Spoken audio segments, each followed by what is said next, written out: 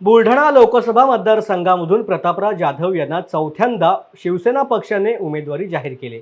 आज खासदार प्रतापराव जाधव यांनी महायुतीच्या नेत्यांसमवेत आपला उमेदवारी अर्ज बुलढाणा लोकसभेसाठी दाखल केलाय।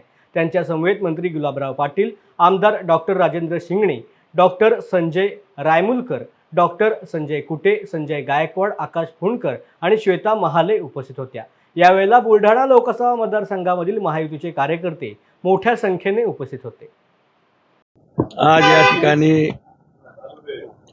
महायुतीचा अधिकृत उमेदवार म्हणून मी त्या ठिकाणी माझा नामांकन अर्ज आज सर्व जिल्ह्यातील महायुतीचे नेते, बाहेरून आलेले महाराष्ट्र राज्याचे मंत्री आमचे गुलाबराव पाटील, सर्व महायुतीचे आमदार, विधान परिषदेचे आमदार, विधानसभेचे आमदार, सर्वांच्या आणि सर्व पक्षांचे प्रमुख, जिल्हा अध्यक्ष वगैरे या सगळ्यांच्या उपस्थितीमध्ये मी आज माझा महायुतीचा नामांकन अर्ज दाखल केलेला आहे।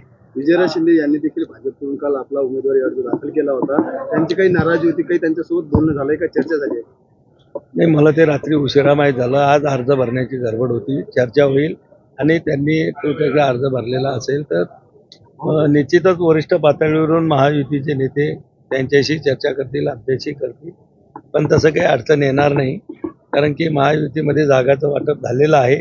बुलढाणा लोकसभा मतदारसंघ हा शिवसेनेच्या वाटेला आलेला आहे आणि शिवसेना पक्षाचा अधिकृत एबी फॉर्म मी आज माझ्या अर्जासोबत जोडलेला आहे।